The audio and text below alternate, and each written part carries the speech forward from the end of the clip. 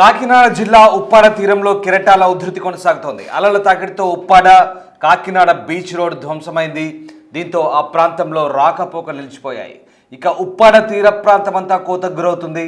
మత్స్యకారుల భయాన్ని సముద్రపు కోత ఇప్పుడు నిజం చేసింది.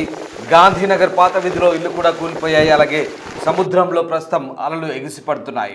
మోంతా తుఫాను ప్రభావంతో ఉప్పాడంతా కూడా అల్లకల్లోలంగా మారింది. ఇప్పటికే ఉప్పాడ బీచ్ రోడ్డు ప్రాంతంలో ఎవరిని రానివ్వలేదు. ఆ ప్రాంతంలో రాకపోకలన్నీ కూడా నిలిపేశారు. మరోవైపు భీకర అలలతో ఒక్కసారిగా ఆ ప్రాంతంలో ఇల్లు కూడా కూలిపోతున్నాయి. సముద్రంలో అలలు ఎగిసిపడుతున్నాయి. మత్స్యకారుల భయాన్ని అయితే ప్రస్తుతం ఆ సముద్రపు కోత నిజం చేస్తోంది. ప్రతిసారి అల్పపీడనాలు కొనసాగుతున్న నేపథ్యంలో సముద్రం కోతకు గురవుతుంది. అల్పపీడనం వచ్చినప్పుడల్లా ఆ ప్రాంతంలో అల్లకల్లోలంగా మారుతుంది. పోయిన సెప్టెంబర్లో కూడా కొంత కోతకు గురైంది భూమి. అలాగే ఇల్లు కూడా కూలిపోయాయి. అలాగే చాలా సందర్భాల్లో బైకర్లపై అలాగే వాహనదారులపై కూడా అలలు ఎగిసిపడ్డాయి. చాలా వరకు ఇబ్బందులు కలిగాయి. ఇప్పుడు తాజాగా మోంతా తుఫాన్ ప్రభావంతో ఉప్పాడ తీరమంతా కూడా అల్లకల్లోలంగా మారింది. మనం చూస్తున్న దృశ్యాలు ఉప్పాడ తీరంలో అలలు 1.5 మీటర్ల పైగా ఎగిసిపడుతున్నాయి. ఇంకా ఇవాళ తుఫాను తీరాన్ని దాటే సమయంలో మరింత భయంకరంగా సముద్రం మారే అవకాశం లేకపోలేదు. అలాగే భారీ వర్షాలు కూడా కురుస్తాయి. ఓవైపు అలల తాకిడికి ఇల్లు ఏ రకంగా కోతకు గురవుతున్నాయి, సముద్రం ఏ రకంగా కోతకు గురవుతుందో మనం చూస్తా ఉన్నాం. ఆ దృశ్యాలు కొన్ని ఇల్లు గాంధీనగర్ ప్రాంతంలో ఇల్లు కోతకు గురవుతున్న దృశ్యాలు కూడా మనకు కనబడుతున్నాయి. స్క్రీన్పై మీరు చూడొచ్చు, బాక్స్లో స్క్రీన్పై చూడొచ్చు. పూర్తిగా అలల తాకిడికి ఇల్లు కోతకు గురై ఆ ప్రాంతంలో సముద్రం కూడా కోతకు గురై ఏ రకంగా రోడ్డంతా భీతావాహంగా భీభత్సంగా మారింది మనం చూడొచ్చు. ఏదైతే సముద్రాన్ని ఆనుకున్నటువంటి రాళ్ల కట్టడం, రిటైనింగ్ వాళ్ళ కట్టినటువంటి రాళ్ళు కూడా పూర్తిగా ఆ ప్రాంతంలో కోతకు గురైంది. అలాగే ఇల్లు కూడా కోతకు గురై కూలిపోయిన పరిస్థితి మనకు కనబడతా ఉంది. దీంతో ఉప్పాడ తీరమంతా కూడా ప్రస్తుతం అల్లకల్లోలంగా మారింది. మరోవైపు కాకినాడ జిల్లా వ్యాప్తంగా భారీ వర్షాలు కురుస్తున్నాయి. ఈదురుగాల తీవ్రత పెరిగింది. హై అలర్ట్ కొనసాగుతుంది. గంటకు 100 కిలోమీటర్ల వేగంతో పెనుగాలులు వీచే ప్రమాదం ఉండడంతో ఇప్పటికీ కాకినాడ పోర్టులో 5వ నంబర్ ప్రమాద హెచ్చరిక జారీ అయింది. అలాగే 2014లో హుదూద్ తుఫాన్ తర్వాత ఇక్కడ 7వ నంబర్ ప్రమాద హెచ్చరిక జారీ చేసినట్టుగా ఇప్పుడు తెలుస్తుంది. అలాగే పోర్టులో కార్గో ఎగుమతి దిగుమతి నిలిపేశారు. మరోవైపు 16 నౌకలను బెర్తుల నుంచి కూడా సముద్రం తరలించారు. ఉప్పాడ వద్ద సముద్రం అయితే అల్లకల్లోలంగా ఉంది. బీచ్ రోడ్డును భారీగా అలలు తాకాయి. కోత నివారణకు అడ్డంగా నిర్మించిన బండరాలు కూడా కదిలించాయి. తుఫాను ప్రభావం అయితే కాకినాడ జిల్లాలోని 12 మండలాల్లో అధికంగా ఉన్నట్టుగా అధికారులు అయితే అంచనా వేస్తున్నారు. మొత్తం మీద భారీ అలల నేపథ్యంలో ఒక్కసారిగా ఆ ప్రాంతం అంతా కూడా ప్రస్తుతానికి ఇబ్బందికర పరిస్థితులు తలెత్తిన సందర్భం మనకు కనబడుతుంది. ఆ దృశ్యాలను చూస్తే అర్థమవుతుంది. తీర ప్రాంతాల్లో అయితే అలలు ఎగిసిపడుతున్నాయి. ఉప్పాడ తీరంలో కెరటాల ఉధృతి అయితే మరింత పెరిగిందని చెప్పొచ్చు. ఉప్పాడ నుంచి కాకినాడ వెళ్ళే బీచ్ రోడ్ అయితే పూర్తిగా ధ్వంసమైంది.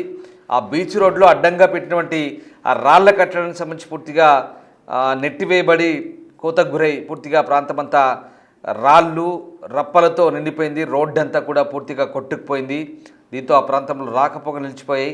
మరోవైపు ఉప్పాడ తీరం కోతకు గురవుతున్న నేపథ్యంలో అక్కడ దెబ్బతిన్న కొన్ని ఇల్లు కూడా ఇంకా పూర్తిగా కూలేందుకు సిద్ధంగా ఉన్నట్టుగా మనకు కనబడుతూ ఉన్నాయి. ప్రస్తుతానికి ఈ ప్రాంతంలో అధికారులు అయితే అప్రమత్తంగా ఉన్నారు. అధికార యంత్రాంగం వాతావరణ శాఖ హెచ్చరికలతో అప్రమత్తమైంది.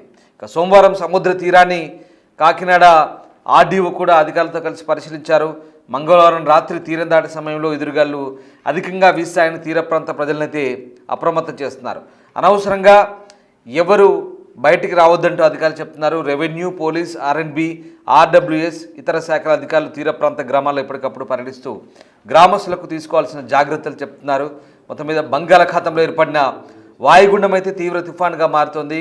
కాకినాడ సమీపం వద్ద ఉప్పాడ దగ్గర తీరం దాటుతుందని వాతావరణ శాఖ హెచ్చరికలతో అధికార యంత్రాంగం అయితే అప్రమత్తమవుతుంది. మీరు చూస్తున్న దృశ్యాలు ఉప్పాడ తీరంలో కోతకు గురైన ఇండ్లవి అవన్నీ కూడా కూలిపోయేందుకు కూడా సిద్ధంగా ఉన్నాయి. ప్రస్తుతం ఆ ప్రాంతంలో అధికారులు, ప్రజాప్రతినిధులు కూడా పర్యటిస్తూ స్థానికులకు ధైర్యం చెప్తున్న దృశ్యాలు. అలాగే చాలా ప్రాంతాల్లో సహాయ పునరావాస కేంద్రాలు కూడా ఏర్పాటు చేస్తారు. ఇప్పటికే ఒక దఫా ఆర్డీఓ అధికారులతో కలిసి పర్యవేక్షించారు. ఇప్పటికే రెవెన్యూ, అలాగే ఇరిగేషన్, విద్యుత్ శాఖ, ఇంకా మిగతా విభాగాలు, ఎన్డీఆర్ఎఫ్ కావచ్చు, అలాగే విపత్తుల నిర్వహణ సంస్థ అధికారులంతా కూడా ఆ ప్రాంతాన్ని ఇప్పటికే పరిశీలించారు. అక్కడ అప్రమత్తంగా ఉండాలంటూ జనాలకు సూచిస్తున్నారు. మరోవైపు ఇవాళ తీరం దాటే సమయంలో గంటకు 100 నుంచి 120 కిలోమీటర్ల వేగంతో ఈదురుగాలు వీస్తాయని చెప్తున్న నేపథ్యంలో అలర్ట్గా ఉండమంటున్నారు. అదిగో ఆ దృశ్యాలు చూడవచ్చు. పూర్తిగా రాళ్ల కట్టడం, సముద్రానికి రోడ్డుకు మధ్యలో కట్టినటువంటి రిటైనింగ్ వాల్ లాంటి రాళ్ల కట్టడం కూడా పూర్తిగా భారీ అలలతో తెగిపోయి అవన్నీ కూడా రోడ్డు విధ్వంసమైంది. రోడ్డు కూడా రాకపోకలు నిలిచిపోయి. ప్రస్తుతం ఉప్పాడ తీర ప్రాంతంలో పరిస్థితి ఎలా ఉంది, అలాగే ఆ ప్రాంతంలో అధికారులు ఎలాంటి చర్యలు తీసుకుంటున్నారు, మా ప్రతినిధి పూర్తి సమాచారం అందిస్తారు.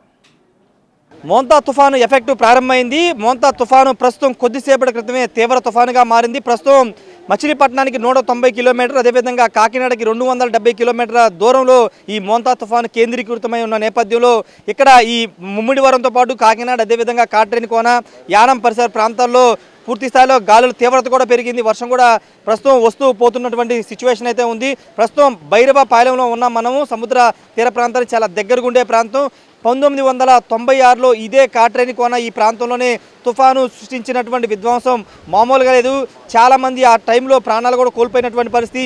ఈ నేపథ్యంలో ప్రస్తుతం ఈ తీవ్ర తుఫాను మోంతా తుఫాను ఈ పరిసర ప్రాంతాల్లోనే తీరం దాటబోతుందన్న సమాచారంతో ప్రజల్లో కొంత ఆందోళన కలుగుతున్నటువంటి పరిస్థితి. ఎందుకంటే ఆల్రెడీ గాలులు మనం చూస్తున్న ఏ స్థాయిలో వీస్తున్నాయో 11 తర్వాత ఇంకా ఉగ్రరూపం దాల్చే అవకాశం ఉందని వాతావరణ శాఖ అధికారులు చెబుతున్న నేపథ్యంలో ఇక్కడ భైరవపాలెం గ్రామస్తులు కూడా ఇక్కడ ఆందోళన చెందుతున్నారు. 96 నాటి ఆ గత చేదు జ్ఞాపకాలని గుర్తు చేసుకుంటున్నారు. కొంతమంది ఉన్నారు భైరవపాలెం సంబంధించినటువంటి గ్రామస్తులు, వాళ్ళతో మాట్లాడదాం. ఏమంటే ఇప్పుడు ఏంటి పరిస్థితి? ఇప్పుడు 96లో ఈ ప్రాంతంలో చాలా పెద్ద తుఫాను వచ్చింది కదా, ఇప్పుడు మోంతా తుఫాను సంబంధించి ఇక్కడే ఈ ప్రాంతంలో తీరం దాటబోతుందని చెప్తున్నారు. ఏంటి 96లో ఏం జరిగింది? 1996 తుఫాన్లో సుమారు ఈ తూర్పుగోదావరి జిల్లాలో 1000 మంది పైన చనిపోయారు. ఆ తుఫాను వల్ల ఈ మొత్తం కోనసీమ జిల్లా అంతా కూడా చాలా ఉధృతంగా అతలగతలో సర్వనాశనం అయిపోయే పరిస్థితి వచ్చేసింది. ఇప్పుడు అదే తరహాలో ఈ తుఫాను ఉంటుందన్న వల్ల మత్స్యకారులందరూ కూడా చాలా భయభ్రాంతులకు గురవుతున్నారు. ఎక్కువ నష్టం తీర ప్రాంతమైన భైరవపాలెం, బలిసిప్ప, ఈ ముమ్మడివరం నియోజకవర్గం ఎక్కువ నష్టం జరుగుతుందనేసి మత్స్యకారులందరూ కూడా బాగా ఇక్కడే ఉన్నారు. కాబట్టి మాకు ప్రాణ నష్టం అయితే ప్రభుత్వ యంత్రాంగం పూర్తిగా కూడా ఎటువంటి ఇబ్బంది లేకుండా వేటలో ఉన్న బోట్లో ఉన్న అవన్నీ కూడా ఒడ్డుకి చేర్చేసింది. ఈ తుఫాను తీవ్రత బాగా ఎక్కువైపోవడం వల్ల మా ఇక్కడ ఆస్తి నష్టం అనేది చాలా ఎక్కువగా జరుగుతుంది. కాబట్టి తుఫాన్ కనుక జరిగితే మాకు ఆస్తి నష్టం అనేది ఏమాత్రం జరిగినా కూడా మాకు ప్రభుత్వం నష్టపరిహారం ఇచ్చేటట్లుగా చూడాల్సింది. ఎందుకంటే మేము చేపల వేట వృత్తిగా జీవనం సాగిస్తున్నాం. కాబట్టి మాకు వలలు, ఆయుధాలు, నావలు ఉంటేనే దానికి సంబంధించి మేము సమకూర్చుని మళ్ళీ రేపు వేటకెళ్ళగలం. అదే మాకు ఎంత గాల్లో ఏమి వచ్చినా ఎంత తట్టుకోగలం. కానీ ఈ గోదావరి ఉధృతి పెరిగి ఉప్పెనలా పొంగితే మాత్రం మేము ఏమి చేయలేని పరిస్థితుల్లో మాత్రం ఇక్కడ ఖచ్చితంగా ఉంటుంది. అంటే ఇప్పుడు ఉన్న పరిస్థితులు చూస్తున్నాం, ప్రభుత్వం కూడా చాలా చెప్తుంది చాలా తీవ్ర తుఫాను, చాలా ప్రభావం ఎక్కువ ఉంటుందని చెప్తుంది. మీరు ఆల్రెడీ మీకు ఒక అవగాహన ఉంటుంది సముద్రం మీద, లేకపోతే ఇక్కడ తుఫాను మీద అవగాహన ఉంటుంది. కాబట్టి ఇప్పుడున్న వాతావరణ పరిస్థితులు చూస్తే మీకు ఏమనిపిస్తుంది? మాకు సముద్రం అయితే నావలు కానీ, పడవలు కానీ, బోట్లు కానీ ఏమి కూడా లేవని సమాచారం పూర్తిగా ఉంది. అంతకు మించి అన్న ఉధృత ఎక్కువై వరదలు కానీ ఎక్కువై ఉప్పెని పొంగితే మాత్రం ఇక్కడ చాలా నష్టం జరుగుతుంది. ప్రభుత్వ యంత్రాంగం కూడా బాగా కృషించి ప్రతి చోట కూడా పునరావాస కేంద్రాలు ఏర్పాటు చేసి ఆ పునరావాస కేంద్రాల్లో స్థానిక ప్రజలందరినీ కూడా చేర్చడం కూడా సంతోషకర విషయం. అలాగే ఇది తుఫాన్ ఎన్ని రోజులు ఉంటుందో కూడా మేము చెప్పలేము. ఆ తర్వాత తుఫాన్ అయిన తర్వాత కూడా మాకు ఎటువంటి జీవనోపాధి ఉండదు. ఆ జీవనోపాధి కోసం ప్రభుత్వం మాకు మంచి చర్యలు తీసుకుని మాకు సహకరించాలని కోరుచున్నాం. బాబాయ్ మీరేం చెప్తారంటే తుఫాను తీవ్రత చాలా ఎక్కువగా ఉంటుంది. ఈ యానాము అదేవిధంగా ఈ పరిసర ప్రాంతాల్లోనే తీరం దాటే అవకాశం ఉందని చెప్తున్నారు. మీరు చాలా సముద్రం ఒడ్డున్నారు, ఏం చెప్తారు? సార్ 1996లోనూ కూడా మేము ఏటకెళ్ళిన చిన్న వయసులో ఏటకెళ్ళిన పరిస్థితులు అయితే ఉన్నాయి. తుఫాన్లో కూడా మేము ఏదో రకంగా తప్పించుకుంటూ రావడం జరిగింది. అప్పుడు ఈ సమాచారాలు, ఈ టీవీ ప్రశ్నలు ఏమీ లేవు. కానీ ఇప్పుడైతే ప్రభుత్వం ఆదేశాల మేరకు అయితే చాలా భయంకరంగా వస్తుందనేసి సమాచారం వచ్చిందండి సార్. మాకైతే ప్రభుత్వం నుంచి కూడా పునరావాస కేంద్రాలు కూడా ఏర్పాటు చేశారు. మన ఎమ్మెల్యే గారు కూడా వీళ్ళందరూ కూడా రావడం కూడా జరుగుతుంది. కానీ ఏంటంటే గతంలో దానికంటే చాలా భయంకరంగా వస్తుందని చెప్పేసి మాకు సమాచారం వచ్చింది. కాబట్టి మా మత్స్యకారులందరూ కూడా భయాందోళనలో ఉన్నారు సార్. ఇక్కడ తీర ప్రాంతం సముద్రం పక్కన ఉన్న ఊరు భైరవపాలెం కాబట్టి ఏదన్నా వస్తే సరే మాకు చాలా నష్టం జరుగుతుంది సార్. ఎక్కడికి వెళ్ళలేని పరిస్థితి మాది. కానీ గవర్నమెంట్ కూడా అన్ని ఏర్పాట్లు చేసింది సార్. అన్ని ఏర్పాట్లు చేసింది. ఏంటంటే ఈ తుఫాను కారణంగా పాకలు ఇలాంటివన్నీ కూడా ఖాళీ చేసేసి పునరావాస కేంద్రాలకి తరలించడం జరిగింది. ఏదన్నా వస్తే అంటే కానీ ఈ తుఫాను చాలా ఎక్కువ ప్రభావం చూపుతుందని చెప్తున్నారు. మీరు ఎందుకు గ్రామాలు ఖాళీ చేసి కొంత సురక్షిత ప్రాంతాలు ఎందుకు రావట్లేదు? అంటే మనకి ఇక్కడ సైక్లో సెంటర్ కట్టారు సార్. గత ప్రభుత్వంలో 2014లో ఏదైనా తుఫాను వచ్చినా ఏమొచ్చినా కానీ 2096లో దృష్టిలో పెట్టుకుని మన చంద్రబాబు నాయుడు గారు ఇక్కడ సైక్లోన్ సెంటర్ కదా కట్టేసి పెట్టారు సార్. అది మాకు కొంచెం సేఫ్ అనిపించి అక్కడికి తరలించి అక్కడ పెట్టారు సార్. ప్రస్తుతానికైతే మనకి అటువంటి ఇబ్బంది ఏమి లేకుండా ప్రభుత్వం అన్నీ చూసుకుంటుంది. కానీ తుఫాను ఎఫెక్ట్ ఎక్కువ అయితే మట్టుకి ఏం చేయలేని పరిస్థితి అయితే ఉంది సార్. దాన్ని ప్రభుత్వం దృష్టిలో పెట్టుకుని ముందు చర్యలు తీసుకోవాలనేసి కోరుకుంటున్నాం సార్.